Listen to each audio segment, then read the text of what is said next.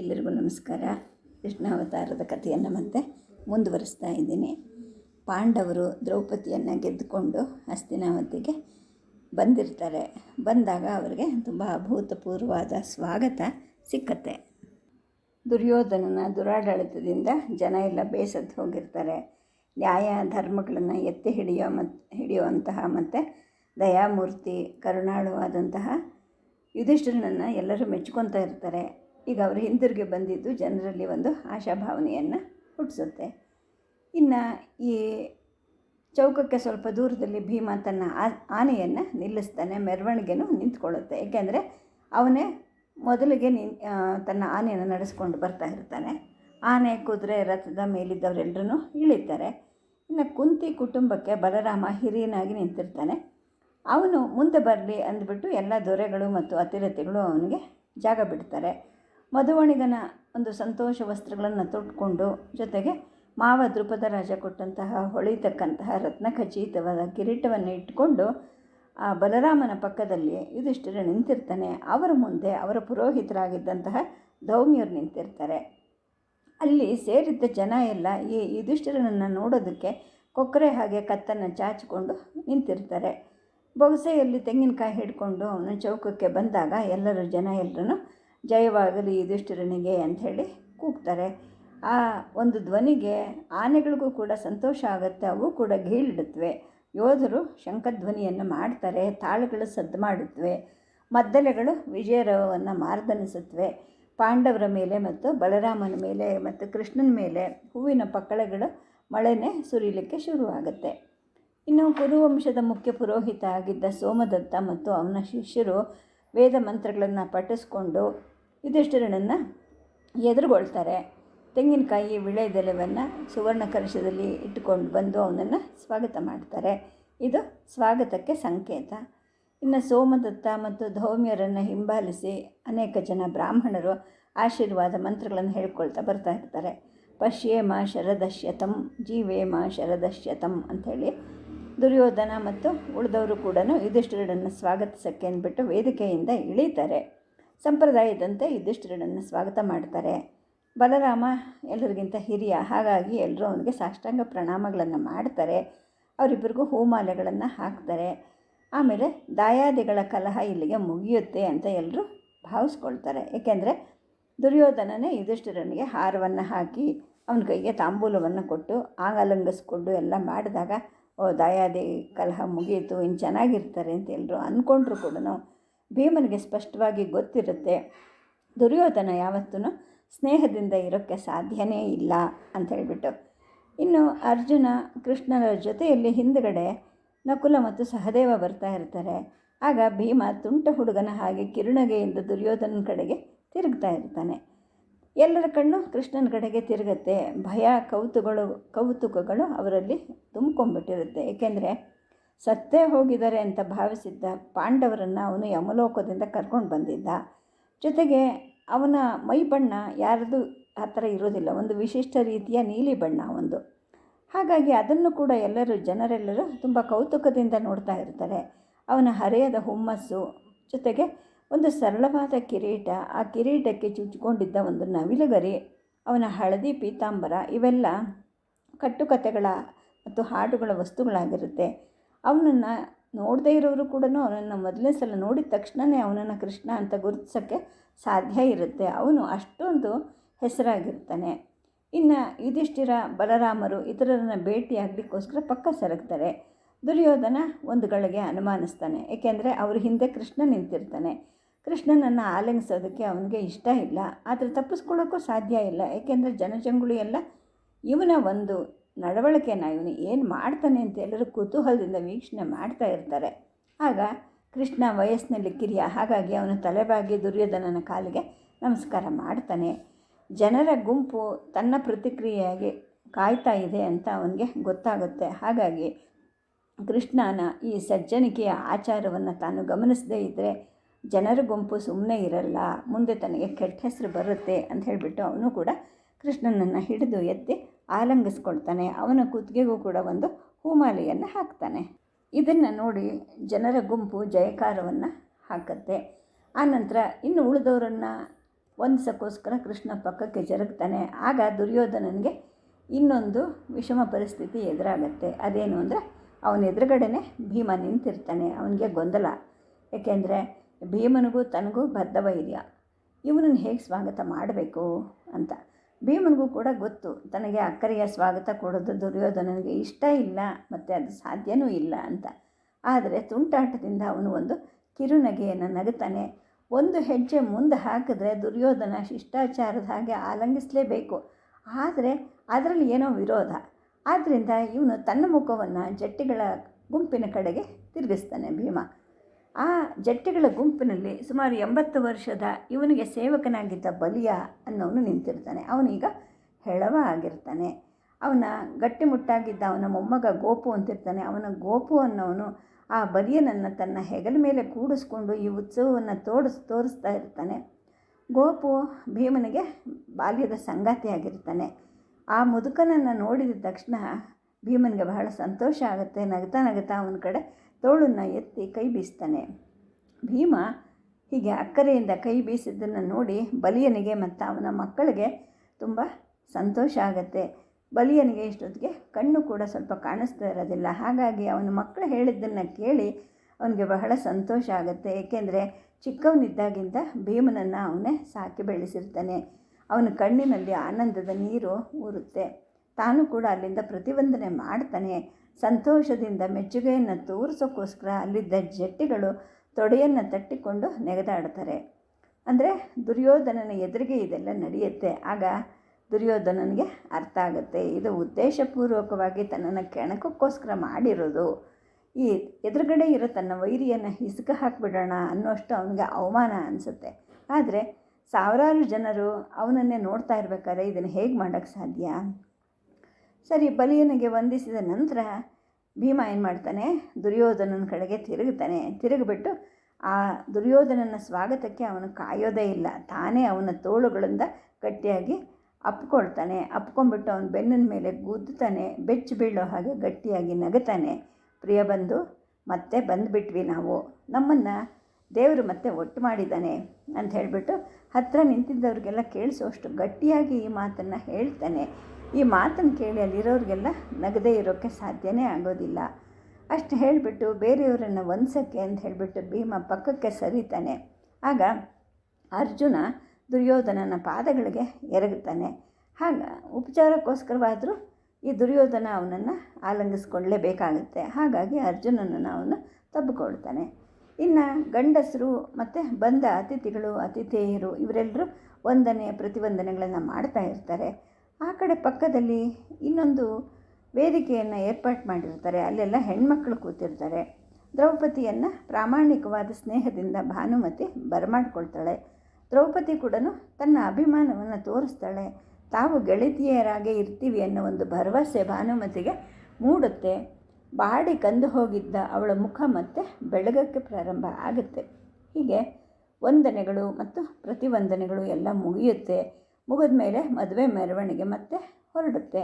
ಮದ್ದಳೆಯವರು, ಓಲಗದವರು, ಶಂಖಧ್ವನಿಯವರು, ತಾಳದವರು ಇವರೆಲ್ಲ ಮುಂದಿರ್ತಾರೆ. ಅವರ ನಂತರ ನಾಟ್ಯದ ಗುಂಪುಗಳಿರುತ್ತೆ. ಆಮೇಲೆ ತಾಮ್ರದ ಕಲಶಗಳನ್ನು ತಲೆ ಮೇಲೆ ಹೊತ್ಕೊಂಡು ಮಂಗಳಗೀತೆಗಳನ್ನು ಹಾಡ್ತಿದ್ದ ಹೆಣ್ಮಕ್ಳಿರ್ತಾರೆ. ಅವರ ಹಿಂದೆ ಪಂಡಿತೋತ್ತಮರಿರ್ತಾರೆ. ಆಮೇಲೆ ರಾಜಗಣ ಇರುತ್ತೆ. ಮುಂದೆ ಯುಧಿಷ್ಠಿರ, ದುರ್ಯೋಧನ, ಬಲರಾಮ, ಕೃಷ್ಣ. ಅವರ ಹಿಂದೆ ರಾಜಪರಿವಾರದ ಹೆಂಗಸರು ಅಂದರೆ ದ್ರೌಪದಿ, ಭಾನುಮತಿ ಮತ್ತಿತರರು. ಈ ಮಧುವಣಿಗರಿಗೆ ಮಂಗಳ ಹಾಡನ್ನು ಅಂದರೆ ಅವರಿಗೆ ಮಂಗಳವನ್ನು ಕೋರುವಂತಹ ಮಂಗಳದ ಹಾಡುಗಳನ್ನು ಹಾಡ್ಕೊತ ಜನ ಬರ್ತಿರ್ತಾರೆ. ಅವರ ಹಿಂದೆ ಬಿಲ್ಲಾಳುಗಳು ಅಂದರೆ ಜಟ್ಟಿಗಳು ಇವರುಗಳೆಲ್ಲ ಇರ್ತಾರೆ. ಆ ಗುಂಪಲ್ಲಿದ್ದ ಬಲಿಯನಿಗೆ ನಡಿಲಿಕ್ಕೆ ಸಾಧ್ಯ ಇರಲಿಲ್ಲ, ಯಾಕೆಂದರೆ ಅವನು ಹೆಳವ ಆಗೋಗಿರ್ತಾನೆ. ಹಾಗಾಗಿ ಒಂದು ಸಣ್ಣ ನೂಕು ಬಂಡಿಯಲ್ಲಿ ಅವನನ್ನು ಕೂಡಿಸಿ ಅವನ ಮೊಮ್ಮಗ ಗೋಪು ಅವನನ್ನು ಕರ್ಕೊಂಡು ಬರ್ತಾ ಇರ್ತಾನೆ. ಇನ್ನು ಮೆರವಣಿಗೆ ಎಲ್ಲ ಸಿದ್ಧ ಆಗುತ್ತೆ. ಭೀಮ ಏನು ಮಾಡ್ತಾನೆ, ತನಗೂ ಮತ್ತು ನಕುಲನಿಗೂ ಸ್ವಲ್ಪ ಹೊರಗಡೆ ಹೋಗೋಕ್ಕೆ ಅಪ್ಪಣೆ ಕೊಡು ಅಂತ ಅಣ್ಣ ಯುಧಿಷ್ಠಿರನನ್ನು ಕೇಳ್ಕೊಳ್ತಾನೆ. ದುರ್ಯೋಧನನ ತಮ್ಮ ವಿಕರ್ಣನ ಜೊತೆಗೆ ಹೋಗ್ಬಿಟ್ಟು ಮೆರವಣಿಗೆ ಬಂದ ತಮ್ಮ ಪರಿವಾರದವರಿಗೆ ಕುದುರೆಗಳಿಗೆ, ದನಗಳಿಗೆ, ಒಂಟೆಗಳಿಗೆ ಸ್ಥಳವನ್ನು ಏರ್ಪಾಡು ಮಾಡಬೇಕಾಗಿರುತ್ತೆ. ಹಾಗೆ ಹೋಗಬೇಕಾದ್ರೆ ಭೀಮ ಏನು ಮಾಡ್ತಾನೆ, ಕೃಷ್ಣನ ಕಡೆ ನೋಡಿಬಿಟ್ಟು ಕಣ್ಣು ಮಿಟಕಿಸ್ತಾನೆ. ಅಂದರೆ ಎಲ್ಲವನ್ನು ತಾನು ಹೇಗೆ ಹಾಯಾಗಿ ನೋಡ್ತಾ ಇದ್ದೀನಿ ನೋಡು ಅಂತ ಸೂಚನೆ ಮಾಡಲಿಕ್ಕೆ.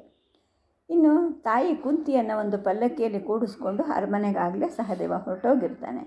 ಏಕೆಂದರೆ ಆಕೆ ವಿಧವೆ ಆಗಿರೋದ್ರಿಂದ ಮದುವೆ ಮೆರವಣಿಗೆಯಲ್ಲಿ ಆಕೆ ಭಾಗವಹಿಸೋ ಹಾಗೆ ಇರಲಿಲ್ಲ.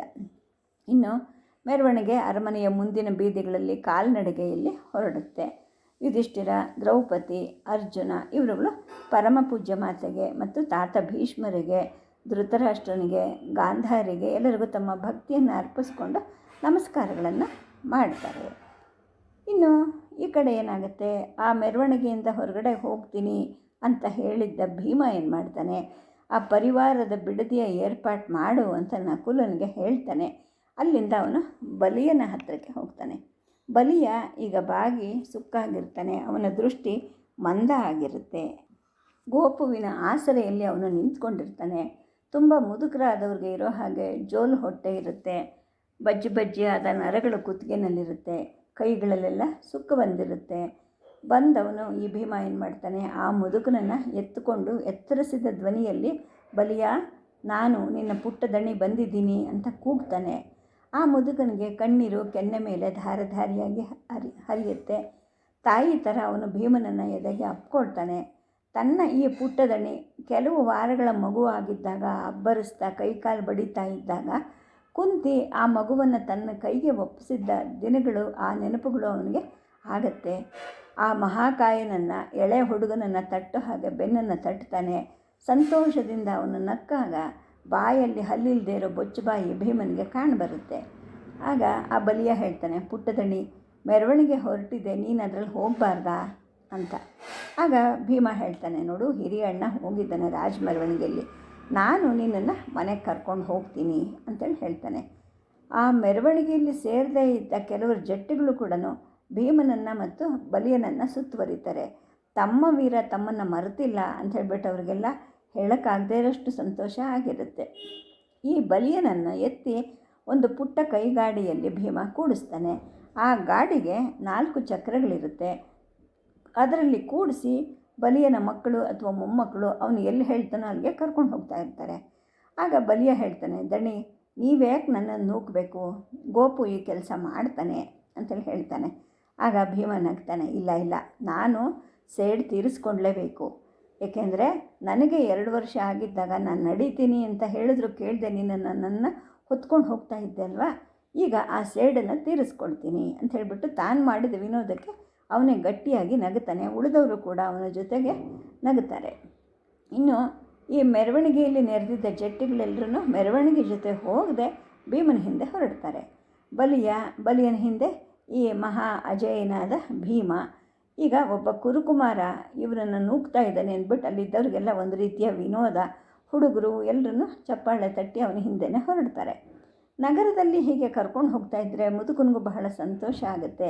ಭೀಮನ ಕೈಯನ್ನು ಅವನು ಸವರ್ತಾನೇ ಇರ್ತಾನೆ. ಏಕೆಂದರೆ ಈ ಕೈಯಿನ ಸ್ಪರ್ಶ ತನಗೆ ಪರಿಚಯವಾದದ್ದು ಅಂತ ಹೇಳಿಬಿಟ್ಟು ಅವನಿಗೆ ಬಹಳ ಆನಂದ ಆಗಿರುತ್ತೆ. ಬೀದಿಗಳಲ್ಲಿ ಹೀಗೆ ಕೈಗಾಡಿಯನ್ನು ನೂಕ್ಕೊಂಡು ಹೋಗಬೇಕಾದ್ರೆ ಜನ ನಗುತ್ತಾರೆ, ಹುರಿದಂಬಿಸ್ತಾರೆ. ಭೀಮ ಆ ಬೀದಿಗಳನ್ನು ದಾಟ್ತಾನೆ. ಬಲಿಯನ ಅಖಾಡಕಕ್ಕೆ ಕರ್ಕೊಂಡು ಬರ್ತಾನೆ. ಅಲ್ಲಿ ಈ ಬಲಿಯನ ಬಂಧು ಬಳಗದವರು ಎಲ್ಲರೂ ವಾಸ ಮಾಡ್ತಾ ಇರ್ತಾರೆ. ಅದು ಅರಮನೆಗೆ ಹತ್ತಿರದಲ್ಲೇ ಇರುತ್ತೆ. ಅದು ಈಗ ಅಖಾಡ ಆಗಿರುತ್ತೆ. ಬಲಿಯ ಅಂತ ಎಲ್ಲರೂ ಅವನನ್ನು ಕರೀತಿರ್ತಾರೆ. ಆದರೆ ಅವನ ಮೂಲ ಹೆಸರು ಬಾಹುಬಲಿ ಅಂತ. ಅವನು ಮಲ್ಲವಿದ್ಯೆಯಲ್ಲಿ ಪ್ರವೀಣ ಆಗಿರ್ತಾನೆ, ಮಲ್ಲರ ನಾಯಕ ಆಗಿರ್ತಾನೆ. ಈ ಜನ ಮೂಲತಃ ಬ್ರಾಹ್ಮಣರಂತೆ. ಕುಂತಿ ಭೋಜನ ರಾಜರ ಸೇವೆಯನ್ನು ಮಾಡ್ತಾ ಇರ್ತಾರೆ. ವೃತ್ತಿಯಲ್ಲಿ ಈ ಮಲ್ಲರು ಬಹಳ ಉತ್ತಮ ಜಟ್ಟಿಗಳಾಗಿರ್ತಾರೆ. ಐಶ್ವರ್ಯವಂತ ಬ್ರಾಹ್ಮಣರ, ಕ್ಷತ್ರಿಯರ ತರುಣರನ್ನು ಕುಸ್ತಿಯಲ್ಲಿ ತಯಾರು ಮಾಡೋದು ಅವ್ರ ಕೆಲಸ. ಜೊತೆಗೆ ರಾಜರು ಇತ್ಯಾದಿಗಳು ಬಯಸಿದಾಗ ಮಲ್ಲವಿದ್ಯೆಯನ್ನು ಒಂದು ಏರ್ಪಾಟು ಮಾಡೋದು ಕೂಡ ಇವ್ರ ಕೆಲಸ ಆಗಿರುತ್ತೆ.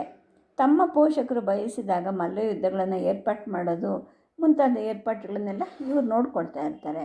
ಇದರ ಜೊತೆಗೆ ಇವರು ಮನೆ ಹೆಣ್ಮಕ್ಳು ಮೇಲಿನ ವರ್ಗದವರು ಮನೆಗಳಲ್ಲಿ ಮನೆ ಕೆಲಸವನ್ನು ಮಾಡ್ತಾ ಇರ್ತಾರೆ. ಇನ್ನು ಹಳೆಯ ಕಥೆ ಏನು ಅಂದರೆ, ಈ ಕುಂತಿ ಭೋಜರಾಜನಿಗೆ ದತ್ತು ಮಗಳಾಗಿ ಬಂದಿರ್ತಾಳೆ. ಕುಂತಿಯನ್ನು ಪಾಂಡುರಾಜನಿಗೆ ಕೊಟ್ಟು ಮದುವೆ ಮಾಡಿದಾಗ ಬಲಿಯ ಮತ್ತು ಅವನ ಕುಟುಂಬ ಕೂಡ ಅವಳ ಜೊತೆಗೆ ಹಸ್ತಿನಾಪುರಕ್ಕೆ ಬಂದಿರ್ತಾರೆ. ಅವನು ಮತ್ತು ಅವನ ಬಳಗದವರು ಬಹಳ ದಕ್ಷರಾಗಿರ್ತಾರೆ. ಕುರುವಂಶದ ಪ್ರಮುಖರಿಗೆ ಇವರ ಸ್ವಾಮಿ ಸೇವೆ, ಸ್ವಾಮಿ ಭಕ್ತಿ ಎಲ್ಲ ಇಷ್ಟ ಆಗತ್ವೆ. ಪ್ರಸಂಗ ಬಂದಾಗೆಲ್ಲ ಅವರು ಇನ್ನೂ ನಿಮ್ಮ ಕಡೆಯವ್ರನ್ನ ಕರೆಸು, ನಿಮ್ಮ ಬಳಗದವ್ರನ್ನ ಕರೆಸು ಅಂಥೇಳಿ ಇವನಿಗೆ ಅಪ್ಪಣೆ ಮಾಡಿರ್ತಾರೆ. ಹಾಗಾಗಿ ಬಲಿಯ, ಅವನ ಬಂಧುವರ್ಗದವರು ಎಲ್ಲರೂ ಸುಮಾರು ಜನ ಹಸ್ತಿನಾವತಿಯಲ್ಲೇ ಉಳ್ಕೊಂಡ್ಬಿಟ್ಟಿರ್ತಾರೆ. ಈ ಪಾಂಡು ಚಕ್ರವರ್ತಿ ಹಿಂದೆ ಕುಂತಿ ಮತ್ತು ಮಾದ್ರಿಯರ ಜೊತೆಗೆ ಹಿಮಾಲಯಕ್ಕೆ ಹೋದಾಗ ಬಲಿಯ ಕೂಡ ಅವ್ರ ಜೊತೆಲಿ ಹೋಗಿರ್ತಾನೆ. ಭೀಮ ಹುಟ್ಟಿದಾಗ ಬಲಿಯನ ಹೆಂಡತಿ ಕೂಡ ಒಬ್ಬ ಗಂಡು ಮಗುವನ್ನು ಹಡೆದಿರ್ತಾಳೆ. ಅವಳನ್ನು ಆಗ ಭೀಮನ ಸಾಕು ತಾಯಿಯಾಗಿ ಆರಿಸಿದ್ದಾರೆ. ಆಕೆ ಭೀಮನನ್ನು ಮತ್ತು ತನ್ನ ಮಗುವನ್ನು ಕೂಡ ಒಟ್ಟಿಗೆ ಸಾಕ್ತಾ ಇರ್ತಾಳೆ. ಗಟ್ಟಿಮುಟ್ಟಾಗಿದ್ದ ಈ ಮಗುವನ್ನು ನೋಡಿ ಬಲಿಯನಿಗೆ ಬಹಳ ಆನಂದ ಆಗ್ತಾ ಇರುತ್ತೆ. ಅವನನ್ನು ಭೀಮ ಅಂತ ಕರೀದೆ ಪುಟ್ಟದಣಿ ಅಂತಲೇ ಕರೀತಾ ಇರ್ತಾನೆ. ಜೊತೆಗೆ ಭೀಮನ ಸ್ವಭಾವ ಕೂಡ ಬಹಳ ಧಾರಾಳವಾದಾಗಿರುತ್ತೆ. ಬಲಿಯನಿಗೆ ಮತ್ತು ಅವನ ಕುಟುಂಬಕ್ಕೆ ಸಾಧ್ಯವಾದಷ್ಟು ಅಭಿಮಾನವನ್ನು ತೋರಿಸಿರ್ತಾನೆ. ಇನ್ನು ಪಾಂಡು ಚಕ್ರವರ್ತಿ ಸತ್ತಾಗ ಅವನ ಹೆಂಡತಿ ಮಾದ್ರಿ ಸಹಗಮನವನ್ನು ಮಾಡ್ತಾಳೆ. ಆಗ ಕುಂತಿ ಆ 5 ಜನ ಮಕ್ಕಳನ್ನು ಕರ್ಕೊಂಡು ಹಸ್ತಿನಾಪುರಕ್ಕೆ ಬರ್ತಾಳೆ. ಬಂದಾಗ ಬಲಿಯನು ಅವನ ಕುಟುಂಬನೂ ಕೂಡ ಅವ್ರ ಜೊತೆಗೇ ಬರುತ್ತೆ. ಅಂದಿನಿಂದ ಅವನು ಹಸ್ತಿನಾಪುರದಲ್ಲೇ ಉಳ್ಕೊಂಡ್ಬಿಟ್ಟಿರ್ತಾನೆ. ಮಲ್ಲರ ಪ್ರಪಂಚಕ್ಕೆ ಒಬ್ಬ ಅಧಿನಾಯಕನಾಗಿ ರಾಜವಂಶಕ್ಕೆ ಮತ್ತು ಮಂತ್ರಿಗಳಿಗೆ, ಯೋಧರಿಗೆ ಎಲ್ಲರಿಗೂ ಅವನು ಭಕ್ತಿಯಿಂದ ಸೇವೆಯನ್ನು ಸಲ್ಲಿಸ್ತಾ ಇರ್ತಾನೆ. ಈ ಪಾಂಡವರನ್ನು ವಾರಣಾವತಕ್ಕೆ ಅಟ್ಟಿದಾಗ ಬಲಿಯ ಅವ್ರ ಜೊತೆಗೆ ಹೋಗೋಕ್ಕೆ ಆಗಿರೋದಿಲ್ಲ. ಏಕೆಂದರೆ ಅಷ್ಟೊತ್ತಿಗಾಗಲೇ ಅವನು ಸಾಕಷ್ಟು ವಯಸ್ಸಾಗಿರುತ್ತೆ, ಕಣ್ಣು ಕಾಣಿಸ್ದಂಗೆ ಆಗಿರುತ್ತೆ, ಕಾಲು ಸ್ವಾಧೀನ ಕೂಡ ಕಡಿಮೆ ಆಗೋಗಿರುತ್ತೆ. ಹಾಗಾಗಿ ಅವನ ಮೊಮ್ಮಗ ಗೋಪು ಅನ್ನೋನು ಭೀಮನ ಅಂಗರಕ್ಷಕನಾಗಿ ವಾರಣಾವತಕ್ಕೆ ಹೋಗಿರ್ತಾನೆ. ಆ ಅರಮನೆಗೆ ಬೆಂಕಿ ಬಿದ್ದು ಪಾಂಡವರು ಸುಟ್ಟು ಹೋದರು ಅಂತ ಎಲ್ಲ ವಿಷಯ ಹರಡೋ ಸಮಯದಲ್ಲಿ ಗೋಪು ಅಲ್ಲಿ ಇರೋದಿಲ್ಲ, ಎಲ್ಲೋ ಹೊರಗಡೆ ಹೋಗಿರ್ತಾನೆ. ಹಾಗಾಗಿ ಅವರು ಸತ್ತು ಹೋದರು ಅಂತ ವಿಶ್ವಾಸ ಆಗಿ ಅದು ಬೇರೆ ಮಾರ್ಗ ತೋರದೆ ಅವನು ಮತ್ತೆ ಹಿಂತಿರುಗಿ ಬಂದಿರ್ತಾನೆ. ಹೀಗೆ ಮುಪ್ಪು ಅಡಲಿದ್ರೂ ಕೂಡ, ಹೆಳವ ಆಗಿದ್ರೂ ಕೂಡ ಆ ಬಲಿಯನಿಗೆ ರಾಜಮನೆತನದ ಬಗ್ಗೆ ಬಹಳ ವಿಶ್ವಾಸ ಇರುತ್ತೆ. ಜೊತೆಗೆ ಮಲ್ಲರ ಜಾತಿಯ ಯಜಮಾನಿಕೆ ಕೂಡ ಹಾಗೆ ನಡೀತಿರುತ್ತೆ. ತಾನು ಯಾರಿಗೆ ಸೇವೆ ಮಾಡ್ತಾ ಇದ್ನೋ ಆ ದಣಿಗಳಿಗೆ ತನ್ನ ಬಳಗದವರೆಲ್ಲರೂ ನಿಷ್ಠೆ ತೋರಬೇಕು ಅನ್ನೋದು ಅವನ ನಿಯಮ ಆಗಿರುತ್ತೆ. ಆದರೆ ಪಾಂಡವರಿಗೆ ಏನಾಯಿತು, ಅದರಲ್ಲೂ ತನ್ನ ಪುಟ್ಟ ದಣಿ ಅನಿಸ್ಕೊಂಡಿದ್ದ ಭೀಮನಿಗೆ ಏನಾಯಿತು ಅಂತ ಕೇಳಿ ತಿಳ್ಕೊಳ್ಳೋಕ್ಕೆ ಅವನಿಗೆ ಬಹಳ ಶ್ರದ್ಧೆ ಇರುತ್ತೆ, ಬಹಳ ಆಸಕ್ತಿ ಇರುತ್ತೆ. ಸದ್ಯಕ್ಕೆ ಕಥೆಯನ್ನು ನಿಲ್ಲಿಸಿರ್ತೀನಿ. ನಮಸ್ಕಾರ.